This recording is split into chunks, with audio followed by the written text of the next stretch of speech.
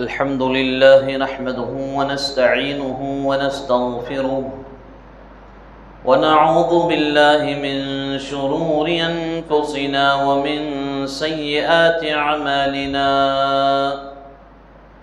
من يهده الله فلا مضل له ومن يضلل فلا هادي له أشهد أن لا إله إلا الله وحده لا شريك له وأشهد أن محمدًا عبده ورسوله أما بعد فإن أصدق الحديث كتاب الله وخير الهدي هدي محمد صلى الله عليه وسلم وشر الأمور محدثاتها وكل محدثة بدعة وكل بدعة ضلالة وكل ضلالة في النار فأعوذ بالله السميع العليم من الشيطان الرجيم من همزه ونفخه ونفثه بسم الله الرحمن الرحيم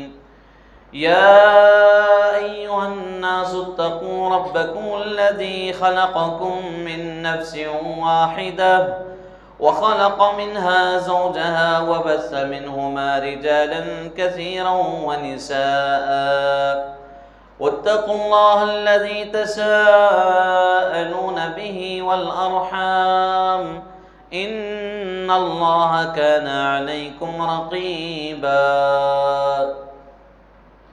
يا أيها الذين آمنوا اتقوا الله حق تقاته ولا تموتن إلا وأنتم مسلمون يا أيها الذين آمنوا اتقوا الله وقولوا قولا سديدا يصلح لكم أعمالكم ويغفر لكم ذنوبكم ومن يطع الله ورسوله فقد فاز فوزا عظيما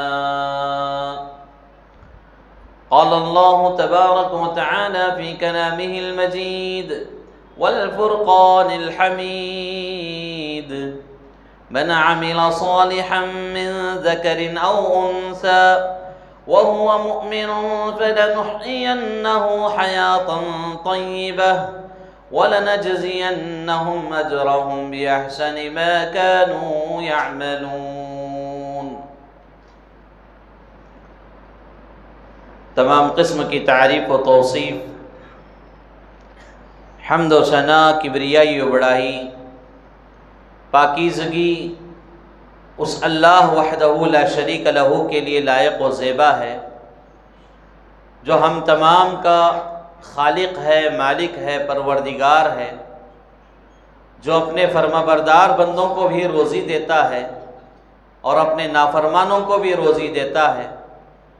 کائنات کا ذرہ ذرہ اسی کے حکم کے تابع ہے، اس کے حکم کے بغیر نہ درخت کا کوئی پتا گر سکتا ہے، نہ زمین کا کوئی کنکر اپنی جگہ سے ہٹ سکتا ہے۔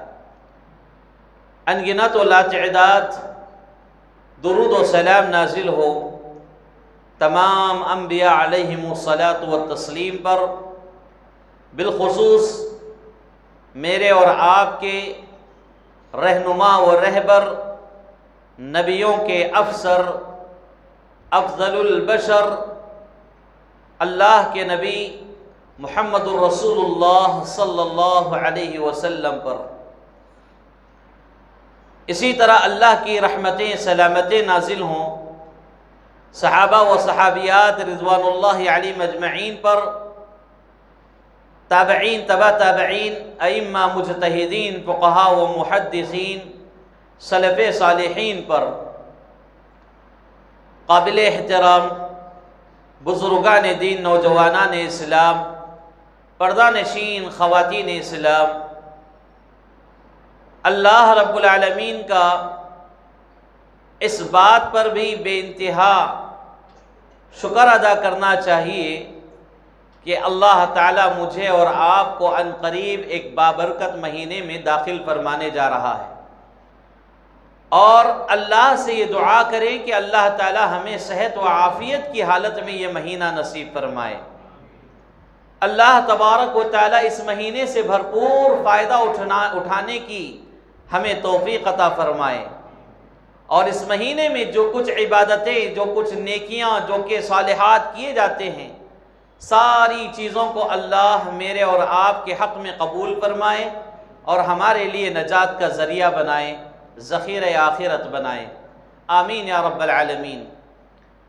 قابل احترام حاضرین جمعہ، خطبہ مسنونہ کے بعد میں نے آپ کے سامنے سورۃ النحل کی ایک آیت پڑھی ہے جس کا تعلق آیت نمبر 90 پر 7 سے ہے۔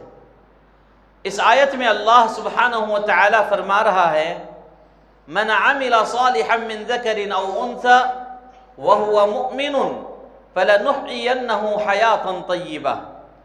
جو کوئی نیک عمل صالح کرتے ہیں، نیک اعمال کرتے ہیں، چاہے وہ مرد ہو یا عورت، شرط یہ کہ وہ مومن ہونا چاہیے، تو ہم انہیں پاکیزہ زندگی عطا فرمانے والے ہیں۔ وَلَنَجْزِيَنَّهُمْ أَجْرَهُمْ بِأَحْسَنِ مَا كَانُوا يَعْمَلُونَ، اور جو کچھ اچھا عمل کرنے والے ہیں ان کا پورا بدلہ انہیں دیا جائے گا۔ پورا بدلہ دیا جانے کا مطلب یہ ہے کہ نہ اس میں ذرہ برابر کمی ہوگی، نہ ہی کسی معاملے میں زیادتی۔ جتنا انہوں نے کیا ہے اس کا پورا انصاف کے ساتھ اللہ رب العالمین فیصلہ فرمانے والا ہے۔ اور احادیث صحیحہ میں یہ بات بھی معلوم ہوتی ہے کہ بعض نیک اعمال ایسے ہیں جن کا اجر و ثواب لمیٹڈ ہے، اور بعض نیک اعمال ایسے ہیں جن کا اجر و ثواب ان لمیٹڈ ہے۔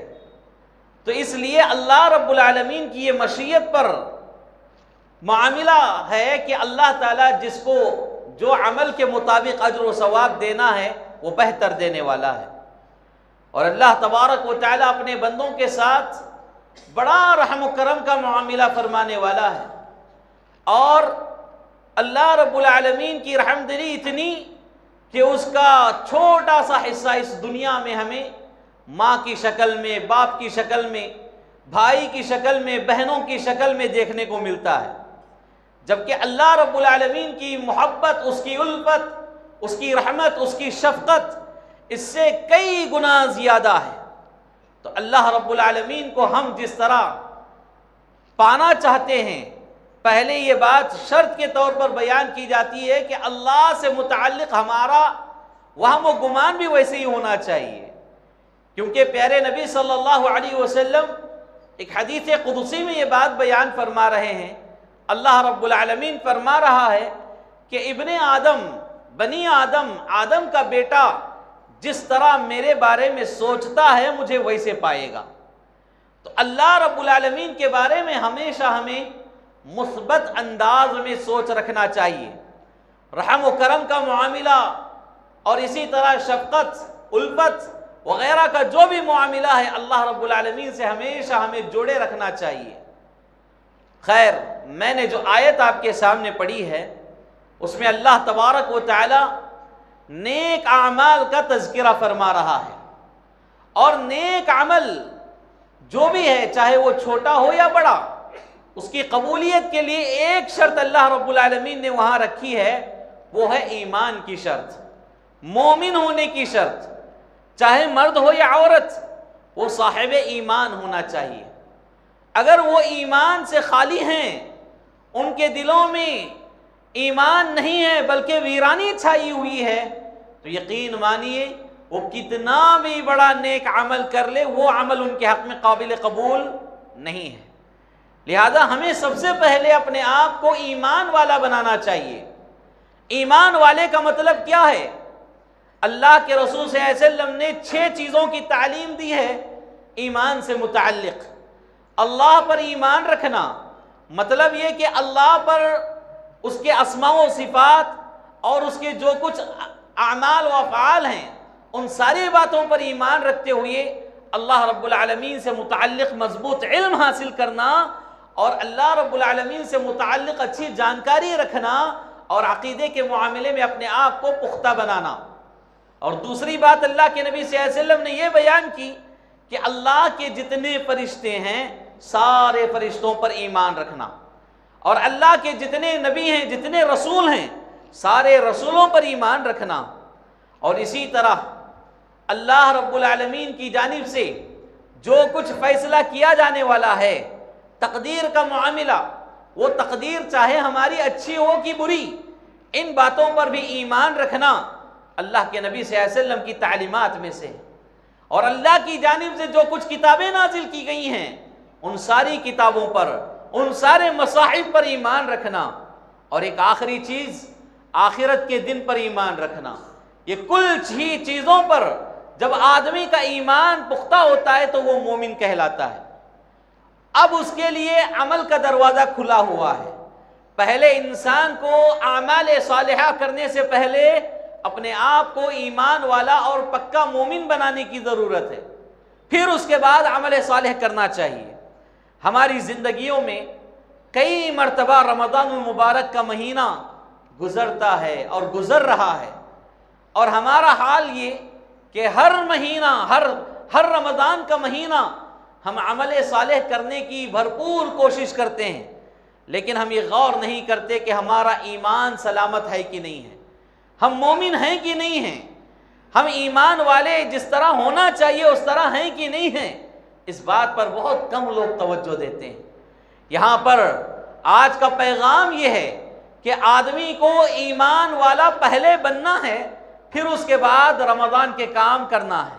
رمضان کی جو کچھ نیکیاں ہیں، مرد اور عورت کو ان نیک کام کرنے سے پہلے اپنے آپ کو صحیح ایمان والا بنانا چاہیے، پھر اس کے بعد عمل صالح۔ جب نیک عمل کی بات آتی ہے تو اللہ رب العالمین نے انسان کی زندگی میں بعض ایسے اوقات رکھے ہیں اور بعض ایسی جگہیں رکھے ہیں جن میں نیک اعمال کرنے کے لیے انسان کے لیے بالکل سہولتیں فراہم ہوتی ہیں۔ جو بعض اوقات ہیں ان میں سے رمضان المبارک کا مہینہ ہے، اور یہ بڑی خوبیوں والا، بڑی خصوصیات والا، بڑے فضائل والا یہ بابرکت مہینہ ہے، اور اس مہینے سے وہی انسان بھرپور فائدہ اٹھائے گا جس کا ایمان سلامت ہے، اور جس کا ایمان سلامت نہیں ہے وہ رمضان سے فائدہ اٹھائے یا نہ اٹھائے کوئی فرق پڑنے والا نہیں۔ تو میرے بھائیوں، پہلے اپنے آپ کو ایمان والا بنائیں، اپنے آپ کو مومن بنائیں، اور مومن بنانے کے لیے ہمیں کچھ کام کرنا ہے، اپنے ایمان کو تازگی بخشنے کے لیے کچھ کام کرنا ہے۔ ان کاموں کے ذریعے ہمارا ایمان سلامت رہتا ہے اور ہمارے ایمان میں دن بدن اضافہ ہوتا ہے، بڑھوتری ہوتی ہے۔ وہ کیا کام ہے؟ سب سے پہلا کام، اپنے آپ کو شرک سے بچائے رکھیں، اپنے آپ کو شرک کی غلاظت سے دور رکھیں، اور شرک اللہ کے علاوہ دوسروں کو اپنا معبود سمجھنا، اس کی عبادت کرنا ہے۔ اور اسی طرح توحید ربوبیت کے معاملے میں، الوہیت کے معاملے میں، اسماء و صفات کے معاملے میں ہر ناحیے سے اللہ رب العالمین کے ساتھ اگر دوسروں کو شریک ٹھہراتے ہیں تو یہ شرک ہے۔ اور بہت سارے لوگ رمضان کے روزے رکھ رہے ہیں، تاخراتوں کا اہتمام کر رہے ہیں، طرح طرح کی نیک کام کر رہے ہیں، لیکن ان کا توحید سلامت نہیں ہے، ان کا ایمان سلامت نہیں ہے، وہ شرک میں مبتلا ہیں۔ تو یقین مانیے، جو آدمی شرک میں مبتلا ہو کر، جو عورت شرک میں مبتلا ہو کر جو بھی نیک اعمال کرتے ہیں ان کے اعمال ضائع ہیں، برباد ہیں، اس کا ذرہ برابر بھی انہیں کوئی اجر و ثواب نہیں ملنے والا، کیونکہ اللہ رب العالمین نے قرآن مجید میں صراحت کے ساتھ بیان کیا کہ جو شرک کرنے والے ہیں ان کے اعمال ہم برباد کر دیں گے، ان کے اعمال کا انہیں کچھ بھی فائدہ نہیں ہوگا۔ تو لہٰذا میرے عزیزوں، میرے پیاروں، سب سے پہلا کام ہمیں جو کرنا ہے وہ اپنے آپ کو شرک سے دور رکھنا ہے اور اپنے آپ کو توحید سے جوڑنا ہے۔ ہم سمجھتے ہیں کہ ہم نے توحید کو جان لیا، پہچان لیا، اب ہمیں اس سے متعلق کوئی خبر ہونے کی ضرورت نہیں ہے۔ یقین مانیے، توحید ایک ایسا مسئلہ ہے، عقیدہ ایک ایسا مسئلہ ہے، اس میں انسان کی ساری عمر گھٹ جائے گی لیکن وہ مکمل توحید سمجھ نہیں پائے گا، اتنا گہرا یہ مسئلہ ہے۔ اور ہم لوگ خواب و خیال میں جی رہے ہیں کہ ہم کیا ہے، اللہ کے علاوہ دوسروں کو مانتے نہیں، یہی توحید ہے، لیکن دوسرے معاملات میں کئی معاملات میں ہم شرک کے دروازے پر آ کر پہنچ جاتے ہیں، اس کا ہمیں وہاں وہ گمان میں بھی اس کا تصور نہیں رہتا۔ تو میرے بھائیوں، پہلا کام اپنے آپ کو شرک سے دور رکھیں، توحید سے جوڑ لیں، تاکہ ہمارا رمضان سلامتی کے ساتھ گزر جائے۔ اور دوسرا کام ہمیں کیا کرنا ہے؟ دوسرا کام یہ کہ رمضان ہو کہ غیر رمضان، ہمیں نمازوں کی پابندی کرنا ہے۔ نمازوں کی پابندی سے ایک مومن کا ایمان ہمیشہ زندہ رہتا ہے، اس کا ایمان تازہ رہتا ہے، اس کے ایمان میں اضافہ ہوتا ہے۔ آپ دیکھیے، جو لوگ نماز نہیں پڑھتے ہیں، ایسے لوگوں کا ایمان اتنا کمزور ہو جاتا ہے کہ ان کے سامنے اللہ رسول کی باتیں بھی کر لیں، جہنم کی باتیں بھی کر لیں، ان کے دل میں کسی قسم کا خوف، کسی قسم کا ڈر محسوس کیا نہیں جا سکتا۔ کیوں؟ یہ ایسے دل ہیں جن دلوں پر اللہ رب العالمین کی مہر لگ چکی ہے۔ ختم اللہ علی قلوبہم وعلی سمعہم وعلی ابصارہم غشاوۃ ولہم عذاب عظیم، کہ ایسا مرد، ایسی عورت جس کے سامنے اللہ رسول کا تذکرہ ہو، جہنم کی ہولناکیوں کا تذکرہ ہو، اور اس کا دل اس پر مچل نہ اٹھے، تو یقین مانیے وہ دل ایسا ہے جس پر اللہ رب العالمین نے مہر لگا دی ہے۔ اس کے اندر دل ہونے کے باوجود وہ حق کو سن نہیں پاتا، حق کو تسلیم نہیں کر پاتا، حق کی یعنی بصارت کو دیکھ نہیں پاتا، وہ کیا ہے؟ دردناک عذاب کا وہ مستحق بن جائے گا۔ تو آج ایسے ہی ہمارے بہت سارے لوگوں کے دل ہیں جن کے سامنے اللہ رسول کی باتیں بھی ہوں، ان پر کوئی فرق نہیں پڑتا ہے۔ اس کا مطلب یہ کہ ان کا دل مر چکا ہے۔ اب اس دل کو زندہ کرنے کے لیے یہی کام کرنے ہیں ہمیں۔ ان کاموں سے دل زندہ ہوتے ہیں اور دلوں میں ایمان تازہ رہتا ہے۔ تو ایک مومن کے لیے ضروری ہے کہ وہ اپنے ایمان کی حفاظت مرتے دم تک کرے۔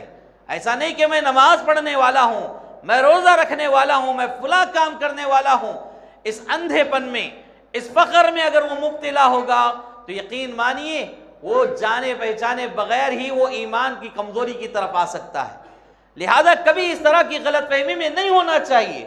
ہمارے اسلاف امت کا عمل یہ رہا ہے کہ وہ زندگی کی آخری سانس تک اپنے ایمان کی سلامتی چاہتے، ایمان کو سالم رکھنے کی فکر کرتے، اور وہ ہر عمل کرنے کے تیار ہوتے جس عمل سے ایمان میں اضافہ ہوتا ہے۔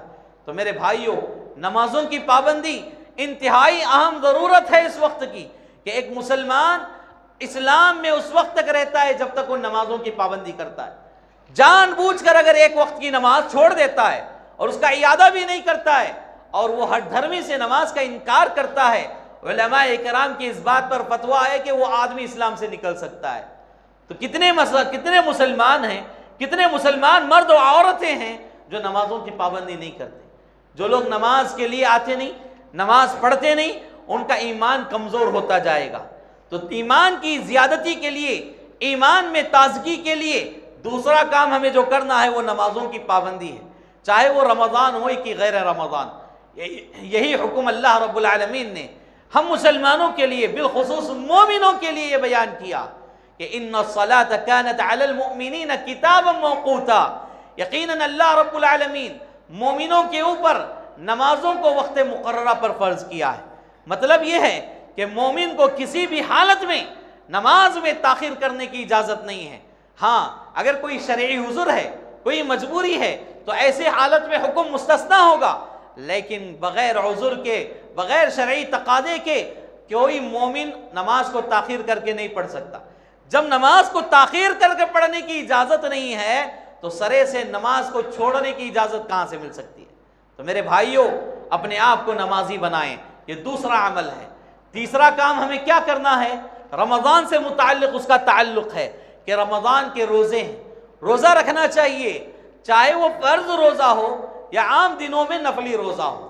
رمضان میں اگر روزہ آدمی فرض روزہ رکھتا ہے تو اس کے ایمان میں اضافہ ہوتا ہے، اور جیسے ہی رمضان ختم ہو گیا تو پھر جو نفلی روزے ہوتے ہیں ان نفلی روزوں سے بھی سال بھر انسان کا ایمان زندہ رہتا ہے۔ آپ دیکھیے، آدمی جس دن روزہ رہتا ہے اس دن وہ خود بخود نمازوں کی پابندی کرتا ہے، خود بخود اپنی نگاہوں کو نیچے کر لیتا ہے، اپنے حرکات و سکنات میں تبدیلی پیدا کرتا ہے، اور وہ چھوٹا سا چھوٹا معاملہ کرتا ہے تو اس کے دل میں ڈر رہتا ہے کہ بھائی میں روزے سے ہوں، اللہ کے لیے میں نے روزہ رکھا ہے، کہیں اس چھوٹی غلطی کی وجہ سے میرا روزہ ضائع نہ ہو جائے۔ لہذا روزے دار کا ایمان زندہ رہتا ہے اور روزے سے مومن کے ایمان میں اضافہ ہوتا ہے۔ تو روزہ بہت نیک عمل ہے، اور یہی عمل، یہی عبادت ہمیں رمضان میں کرنے کے لیے اللہ رب العالمین نے اس روزے کو فرض قرار دیا ہے۔ رمضان کا جو روزہ ہے وہ فرض ہے۔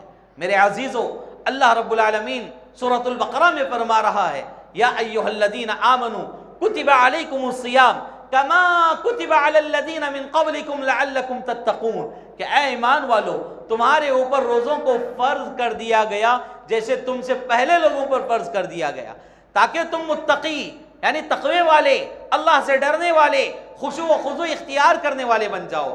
تو میرے بھائیوں، یہاں روزوں کو اللہ رب العالمین نے ہمارے اوپر فرض قرار دیا ہے، اور اسی طرح روزے کا تعلق ایمان سے ہے۔ ایمان سے اگر کسی کے دل میں ایمان نہیں ہے یا ایمان کمزور ہے، وہ روزہ رکھ رہا ہے تو اس کا روزہ قابل قبول نہیں ہے۔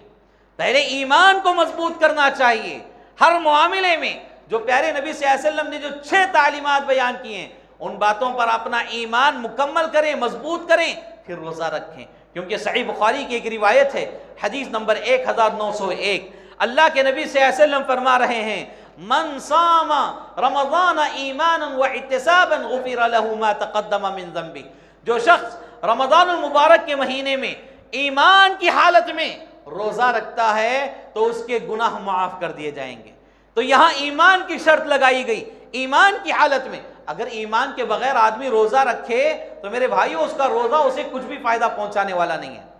تو معلوم یہ ہوا کہ ایمان کو زندہ رکھنے کے لیے، ایمان میں اضافہ کرنے کے لیے آدمی کو روزہ رکھنا چاہیے۔ بہت سارے اچھے خاصے صحت مند لوگوں کو دیکھا جاتا ہے، وہ کام کے بہانے، کاروائی کے بہانے، دیگر مصروفیات کے بہانے رمضان کا روزہ تک نہیں رکھتے۔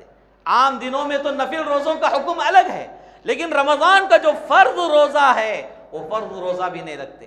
میرے عزیزو، رمضان کا مہینہ فرض روزوں کو لے کر آ رہا ہے، تو کیا یہ ایک مہینہ ہم اپنے کام میں سہولیات فراہم نہیں کر سکتے، یا اپنے کاموں میں تخفیف کمی نہیں لا سکتے، یا سرے سے کام کو چھوڑ کر ہم رمضان میں بھرپور فائدہ نہیں اٹھا سکتے؟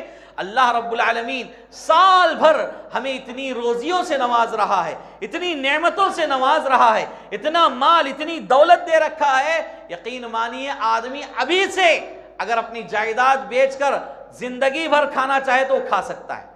اتنی نعمتیں اللہ تعالیٰ ہمیں دیا ہے، اس کے باوجود ہماری جو حرص ہے، ہماری جو لالچ ہے، جو طمع ہے، اس کے پیچھے پڑ کر ہم لوگ رمضان کو برباد کر رہے ہیں۔ رمضان میں روزہ رکھا کریں، روزے سے انسان کی صحت بنتی ہے۔ جو صحت مند روزہ رکھتا ہے تو اس کو عافیت نصیب ہوتی ہے، یعنی مطلب یہ ہے کہ روزے سے آدمی بہت کم بیمار پڑتا ہے، اور جو بیمار آدمی ہے وہ آدمی روزہ رکھتا ہے تو اس روزے کی برکت سے اللہ رب العالمین اس کو شفایا بھی نصیب کر سکتا ہے۔ تو میرے بھائیو، روزہ رکھنے کا عزم مصمم کر لیں، مضبوط ارادہ کر لیں کہ میں بیمار ہوں، میرا کام ایسا ہے، میری مصروفیات ایسی ہیں، میرا جاب اس وقت میں ہے، میں اس پرچس پر چل رہا ہوں، میں روزہ نہیں رکھ سکتا۔ دنیا بھر کے ہیلے بہانے جو کچھ ہیں وہ شیطان کی طرف سے ہیں، وہ شیطان کی طرف سے ہیں۔ شیطان کو شرمندہ کیجئے، شیطان کو حقارت کی نظر سے دیکھیے۔ شیطان شرمندہ اس وقت ہوتا ہے جب وہ کسی کام کا تمہیں یعنی کسی کام کی طرف دعوت دیتا ہے اور اس کام کو آپ تسلیم نہیں کرتے، اس کے خلاف قدم اٹھاتے ہیں اللہ کو راضی کرنے کے لیے، تو شیطان اس وقت بہت ہی زیادہ شرمندہ ہوتا ہے، بہت ہی زیادہ شرمندہ ہوتا ہے۔ تو میرے بھائیوں، روزوں کو بلا ناغہ نہ چھوڑیں، روزوں کو بغیر عذر کے نہ چھوڑیں۔ ہاں، کوئی مسافر ہے، سفر کی حالت میں ہے، کوئی حد سے زیادہ بیمار ہے، ایسی صورتوں میں تو اللہ رب العالمین نے رخصت دے رکھی ہے، جس کی تفصیل قرآن مجید کے آیتوں میں بیان کر دی گئی، اور یہ ایک الگ تفصیل ہے، ایک الگ موضوع ہے۔ میں کہنا یہ چاہتا ہوں، مومن اپنے ایمان کی حفاظت روزے کے ذریعے کر سکتا ہے، اور جو آدمی ایمان کے بغیر روزہ رکھا اس کا روزہ بھی قبول نہیں ہوگا۔ لہذا پہلے ایمان کو مضبوط کریں، پھر اس میں چاشنی لانے کے لیے روزہ جیسی عبادت کو اپنائیں، اور اس میں طرح طرح کے ہیلے بہانوں سے اجتناب کیا کریں۔ تیسرا کام ہے رمضان المبارک میں قیام اللیل کرنا، یعنی جو تراویح کی نماز ہے، یہ تراویح کی نماز سے بھی ہمارے ایمان میں اضافہ ہوتا ہے، ہمارے ایمان میں بڑھوتری ہوتی ہے، برکت ہوتی ہے۔ آپ یقین مانیے جو آدمی اطمینان کے ساتھ، حافظ قرآن کے ساتھ، بالکل آرام انداز میں اور آسان انداز میں تراویح پڑھ کر بیٹھتا ہے، دل قسم کا مطمئن، دل قسم کا اطمینان نصیب، دل قسم کا اطمینان محسوس کرتا ہے۔ یہ دراصل نیک اعمال کی برکت ہے، اور یہ اطمینان، یہ سکون آپ پیسے دے کر بھی خرید نہیں سکتے، آپ دولت لٹا کر بھی خرید نہیں سکتے۔ کوئی آدمی مالدار ہے، پریشان ہے طبیعت کے معاملے میں، اسے سکون نہیں ہے۔ کوئی صحت مند ہے، پیسے والا ہے، لیکن گھر کے معاملات کی وجہ سے اسے سکون نہیں ہے۔ سکون کہاں ہے؟ الا بذکر اللہ تطمئن القلوب، خبردار لوگوں، دلوں کا سکون اللہ کو یاد کرنے میں رکھا گیا ہے، اللہ کے ذکر و اذکار میں دلوں کا سکون ہے۔ لہذا دلوں کے سکون کے لیے آدمی کو چاہیے کہ وہ اللہ کو یاد کرے، کثرت سے اللہ کے سامنے اپنا سر جھکائے، کثرت سے اللہ کے لیے سجدوں کا اہتمام کرے، تو اس کا دل مطمئن رہتا ہے، سکون حاصل کرتا ہے۔ اور وہ ہے نماز تراویح۔ تراویح میں دیکھیے کتنے سجدے ہم کرتے ہیں، کتنا قیام اللہ کے لیے ہم کرتے ہیں، قرآن کی کتنی آیتیں ہم اللہ کے لیے سماعت کرتے ہیں، سنتے ہیں۔ تو یہ سارا اجر و ثواب اس کے لیے نصیب ہوتا ہے جو بندہ ایمان کی حالت میں یہ کام کرتا ہے۔ اگر کوئی ایمان کی حالت کے بغیر، یعنی بغیر ایمان کے، یا ایمان ہے تو بھی کمزور ایمان، تو ایسی حالت میں قیام اللیل کرتا ہے تو اسے کوئی اجر و ثواب نہیں۔ اللہ کے نبی صلی اللہ علیہ وسلم نے فرمایا، صحیح بخاری کی حدیث ہے کہ من قام رمضان ایمانا و احتسابا غفر له ما تقدم من ذنبه، جو آدمی رمضان المبارک کے مہینے میں ایمان کی حالت میں قیام اللیل کرتا ہے، اللہ تعالیٰ اس کے گناہوں کو معاف کر دیتا ہے۔ سبحان اللہ، اللہ تعالیٰ مجھے اور آپ کو اس بشارت میں شامل فرمائے، آمین یا رب العالمین۔ تو میرے مومن بھائیوں، ایمان میں بڑھوتری اور اضافہ لانے کے لیے ایک عمل یہ کہ تراویح کی پابندی کی جائے۔ بہت سارے لوگوں کو دیکھا جاتا ہے، اور افسوس کا مقام ہے، سال میں ایک مرتبہ رمضان کا مہینہ نصیب ہوتا ہے تو رمضان کے شروعات کے پہلے، دوسرے، تیسرے دن ہماری مساجد کھچاکچ، ہماری مساجد آباد نظر آتی ہیں، پھر اس کے بعد ایک ایک صفیں خالی ہوتی ہوتے اخیر میں 1.5 صف یا 1 صف تراویح پڑتی ہے، اور پھر اخیر میں دیکھا جائے گا 27ویں رات کو، پھر دیکھیے سب نئے نئے کپڑے پہن کر، اچھے اچھے عطر لگا کر، سرمے لگا کر سب مسجد کو آ جاتے ہیں 27ویں۔ اور اسی طرح رمضان المبارک عید کا دن ہوتا ہے، بیچ میں پورا کیا ہو رہا ہے؟ ایمان کمزور ہونے کی یہ دلیل ہے، سب سے بڑی دلیل، سب سے بڑی دلیل میرے بھائیوں۔ اور آج کے دور میں اس سے بڑی نفاقت اور کیا ہو سکتی ہے؟ اس سے بڑا منافق اور کون ہو سکتا ہے کہ آپ رمضان کے ابتدائی دنوں میں اللہ کے سامنے ڈھونگ مچائیں مومن ہونے کا، پھر درمیان میں چھوڑ دیں، پھر آخر میں آ جائیں اللہ کے سامنے ایمان کا نذرانہ پیش کرنے کے لیے۔ انہ علیم بذات الصدور، اے مردوں کی جماعت، عورتوں کی جماعت، سن لو، اللہ رب العالمین کی ذات وہ ذات ہے جو دلوں میں چھپے رازوں کو بھی جاننے والی ہے۔ ہم کس کو راضی کرنے کے لیے، کس کی خوشنودی حاصل کرنے کے لیے کیا کام ہم کر رہے ہیں، اللہ بہترین جاننے والا ہے۔ تو رمضان کی شروعات میں ہمارا ایمان زندہ نظر آتا ہے، اور لگتا ہے حقیقت میں کہ ہاں یہ کلمہ پڑھنے والے مسلمانوں کی جماعت ہے، لیکن جیسے ہی 2-3 دن گزر گئے سارے ڈھیلے پڑ گئے۔ کیا یہ ہمارا ایمان ہے؟ 1 مہینے کے لیے ہمارا ایمان سلامت ہم نہیں رکھ پا رہے ہیں، تو کیا یہ خشوع اور خضوع ہے؟ میرے بھائیو، عزم مصمم کریں، مضبوط ارادہ کریں۔ اگر نیتیں پاک ہوں، حوصلے پاک ہوں، راستے اللہ ہموار کرنے والا ہے۔ اگر ہماری نیتوں میں جان نہیں ہے، ہمارے حوصلہ مردہ ہیں، تو اللہ تعالیٰ ہمیں اس کی توفیق نہیں دے گا۔ تو پہلے ہم اپنے آپ کو سدھاریں۔ مومن کو چاہیے کہ اپنا ایمان مضبوط رکھے، طاقتور بنا کر رکھے، اور وہ 1 مہینے کے لیے نہیں، سال بھر کے لیے، اور سال بھر کی عبادتوں کے لیے رمضان تو ایک پریکٹیکل مہینہ ہے، اور اسی میں اگر ہم فیل ہو رہے ہیں تو سال بھر کا جنازہ ہمارا کون پڑے گا؟ تو میرے بھائیوں، اپنے آپ کو قیام اللیل سے جوڑ کر رکھیں۔ رمضان المبارک میں ایمان کو زیادہ کرنے، مومن اپنے ایمان کی حفاظت کرنے کے لیے ایک اور عمل بیان کیا گیا ہے، صدقہ اور خیرات کا۔ کثرت سے صدقہ اور خیرات کیا کیجئے۔ اللہ کے نبی صلی اللہ علیہ وسلم سے متعلق آتا ہے، پیارے نبی صلی اللہ علیہ وسلم ہر دن، سال کے ہر دن بڑے سخی نظر آتے، بڑی سخاوتیں کرنے والے، لیکن جیسے ہی رمضان کا مہینہ آتا تو آپ کی سخاوت میں اور زیادتی ہو جاتی، اور اضافہ ہو جاتا، آپ ایک تیز و تند ہوا کی طرح سخاوت کرنے لگتے۔ تیز و تند ہوا کیسی رہتی ہے، کتنی تیز گزر جاتی ہے۔ اللہ کے نبی صلی اللہ علیہ وسلم کی سخاوت اس ہوا سے تعبیر دیتے ہوئے بیان کی گئی ہے۔ تو ایسی سخاوت ہماری ہونی چاہیے۔ یہاں سخاوت میں ایک نقطہ میں بیان کرنا ضروری سمجھتا ہوں۔ بہت سارے بھائی کیا کرتے ہیں، زکوٰۃ کے مسئلے میں، زکوٰۃ کسی پر واجب ہو چکی ہوتی ہے، فرض ہو چکی ہوتی ہے، رمضان آنے کے لیے 2-3 مہینے ہیں، اس کے مال پر سال گزر گیا ہے، تو وہ زکوٰۃ نکال کر رکھتا ہے اور وہ زکوٰۃ رمضان کے مہینے میں دینے کا ارادہ کرتا ہے۔ رمضان کے مہینے میں، کیوں؟ رمضان کے مہینے میں سخاوت کا حکم دیا گیا ہے اور مجھے سخی اور فیاض رمضان کے مہینے میں بننا ہے۔ یہ 2-3 مہینے آپ نے جو زکوٰۃ لے کر روک کر رکھا ہے، جبکہ آپ کے اوپر زکوٰۃ فرض ہو چکی ہے، اگر اس مہینوں کے درمیان آپ کا انتقال ہو گیا، اللہ کے پاس آپ ایک فرض کی ادائیگی کے بغیر ہی چلے گئے اور اس پر اللہ تعالیٰ آپ کو سوال کرنے والا ہے۔ تو میرے بھائیو، زکوٰۃ کا معاملہ ایسا ہے کہ جب جس وقت جس لمحے آپ پر وہ واجب ہوتی ہے، نکال دینا چاہیے اور ادا کر دینا چاہیے، ادا کر دینا چاہیے۔ زکوٰۃ کا ایک ٹاپک انشاءاللہ خاص کر کے آئے گا، اس میں اس سے متعلق کافی باتیں انشاءاللہ آپ کے سامنے رکھی جائیں گی۔ تو سخاوت کا مطلب یہ ہے کہ عام صدقہ و خیرات کی میں بات کر رہا ہوں، آدمی پر وہ ضروری اور لازم نہیں رہتا، پھر بھی آدمی نیکیوں میں سبقت کرتے ہوئے، اپنے ایمان کو زندگی بخشتے ہوئے، ایمان میں اضافہ کرتے ہوئے زیادہ سے زیادہ صدقہ و خیرات کرتا ہے، تو ایسے آدمی کا ایمان سلامت ہوتا ہے، اور یہ ایمان اللہ رب العالمین کو بہت زیادہ پسند ہے۔ تو انشاءاللہ صدقہ اور خیرات کرنے کا بھی حوصلہ اور جذبہ بنائے رکھیں۔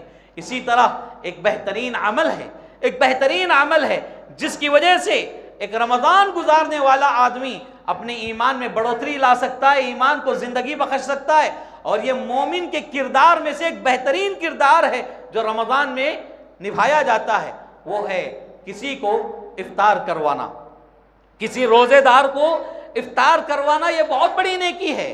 اللہ کے نبی صلی اللہ علیہ وسلم نے فرمایا، من فطر صائما کان لہ مثل اجرہ، کہ جس کسی نے کسی روزے دار کو روزہ کھلوایا، یعنی افطار کروایا، تو اس کے لیے ویسے ہی اجر دیا جائے گا جو اجر روزے دار کو دیا جاتا ہے۔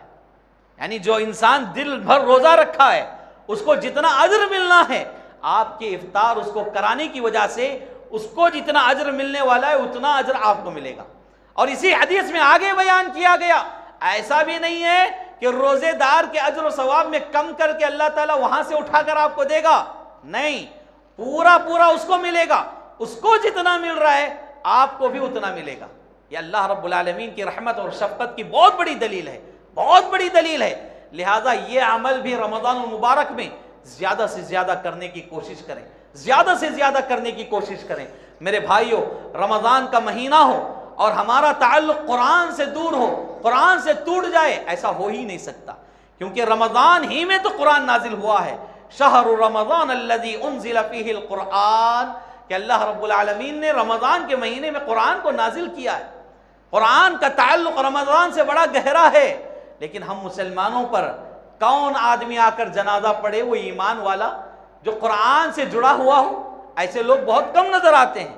رمضان کا مہینہ ہوتا ہے لیکن ہمیں قرآن کھول کر پڑھنے کی توفیق نہیں ہوتی۔ کیوں؟ ہم سارے کے سارے ریڈی میڈ زمانے میں جی رہے ہیں، ہر معاملہ ہم ریڈی میڈ سے تولتے ہیں، اور یہاں پر معاملہ کیا ہے، ڈور ٹو ڈور ڈیلیوری کا ایک آپشن ہماری زندگیوں میں جب آ گیا ہے، ہم اسی کے چکر میں لگے ہوئے ہیں۔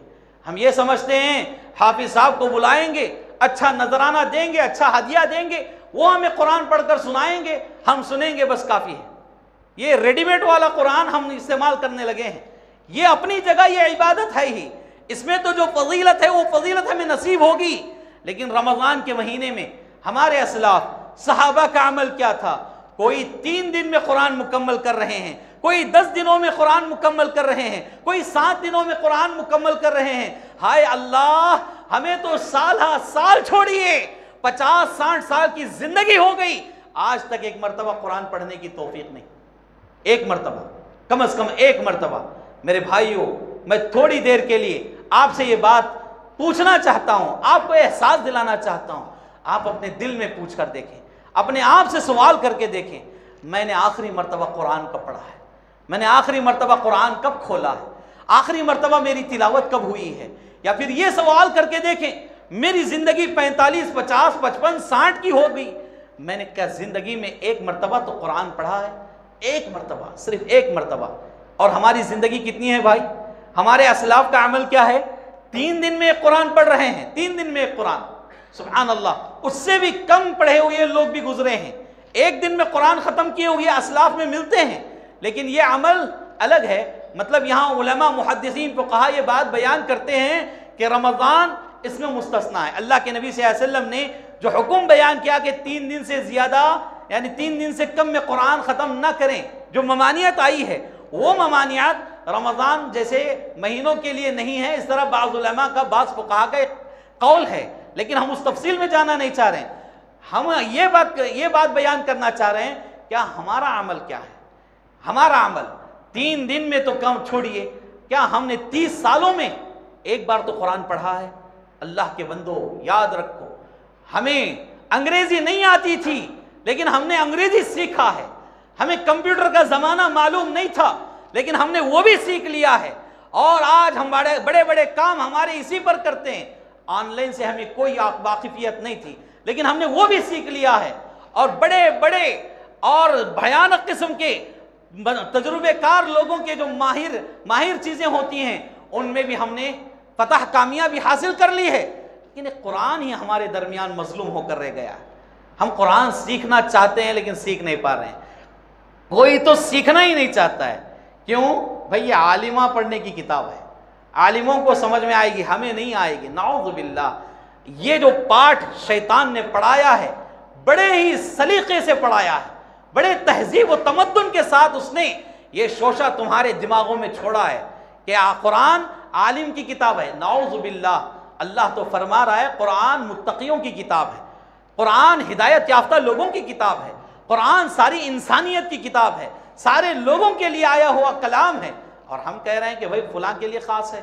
اللہ کے لیے اس طرح کی چیزوں سے اجتناب کریں، کم از کم اس رمضان سے کوشش کریں قرآن پڑھنے کی، قرآن سننے کی، قرآن سے شغف لگانے کی، اور ترجمے کے ساتھ پڑھنے کی کوشش کریں۔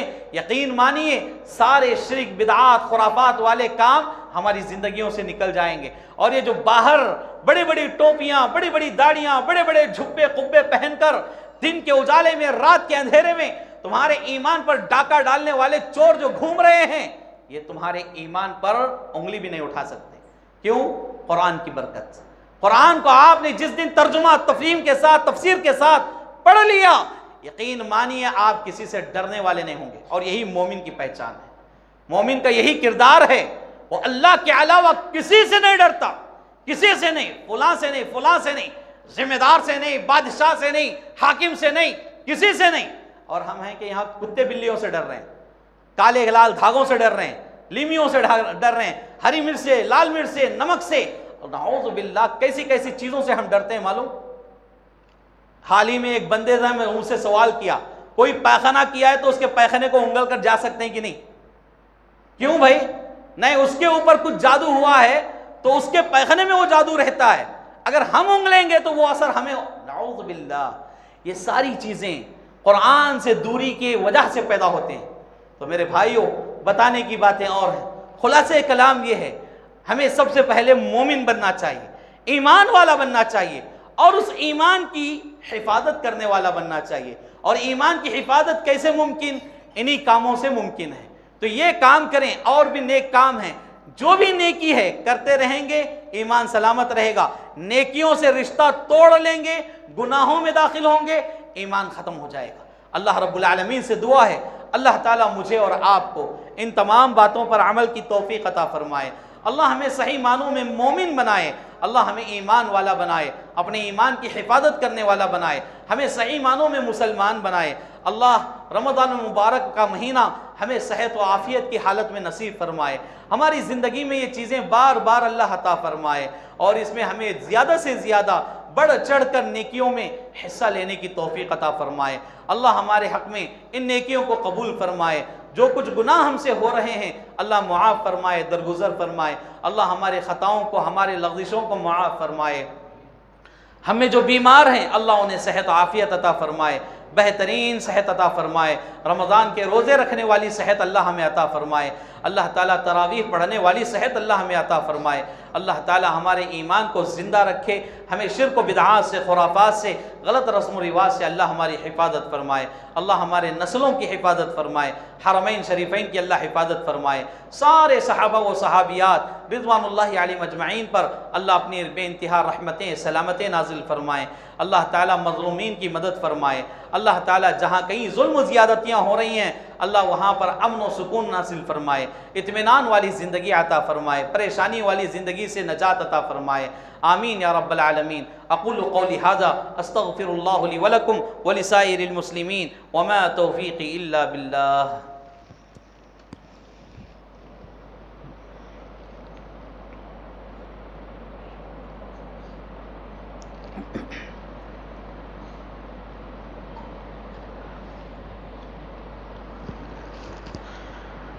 الحمد للہ نحمده ونستعینه ونستغفره ونعوذ باللہ من شرور انفسنا ومن سیئات اعمالنا من يهده الله فلا مضل له ومن يضلل فلا هادي له اشهد ان لا اله الا الله وحده لا شريك له واشهد ان محمدا عبده ورسوله اما بعد۔ حاضرین جمعہ، آپ کے سامنے مسجد کے لے کر کافی خدمات آپ کی آنکھوں کے سامنے نظر آ رہی ہیں۔ یہ ٹائلز لگوانا یا پھر فرش وغیرہ کا انتظام کروانا، یہ سارے جو بھی کیے ہیں، میں خطبہ جمعہ میں ان لوگوں کے حق میں دعا کرتا ہوں اللہ تعالیٰ ان کی خدمات قبول فرمائے جو ہم نمازیوں کے لیے اتنی آسانیاں فراہم کیے ہیں۔ اللہ تعالیٰ ان نیکیوں کو ان کے حق میں قبول فرمائے اور ان کے جو بھی مرحومین ہیں اللہ ان کی مغفرت فرمائے، اللہ انہیں کروٹ کروٹ جنت نصیب فرمائے، اور جو بھی آگے بھی اس طرح کے جذبے حوصلے رکھتے ہیں اللہ تعالیٰ ان کو ان کے ارادوں میں کامیاب بنائے۔ اللہ ہمیں ریاکاری سے بچائے، ہمیں اخلاص عطا فرمائے۔ جو کچھ بھی ہم نیک کام کر رہے ہیں وہ صرف اور صرف اللہ کی رضا کے لیے کرنے کی توفیق عطا فرمائے، اور اللہ تعالیٰ ہمارے اعمال صالحہ کو قبول فرمائے۔ آمین۔ ان اللہ وملائکتہ یصلون علی النبی یا ایھا الذین آمنوا صلوا علیہ وسلموا تسلیما۔ اللہم صل علی محمد وعلی آل محمد کما صلیت علی ابراہیم وعلى آل إبراهيم إنك حميد مجيد۔ اللهم بارك على محمد وعلى آل محمد كما باركت على إبراهيم وعلى آل إبراهيم إنك حميد مجيد۔ عباد الله رحمني ورحمكم الله، إن الله يأمر بالعدل والإحسان وإيتاء ذي القربى وينهى عن الفحشاء والمنكر والبغي يعظكم لعلكم تذكرون۔ اذكروا الله يذكركم ادعوه يستجب لكم ولذكر الله تعالى أعلى وأجل وأتم وأكبر۔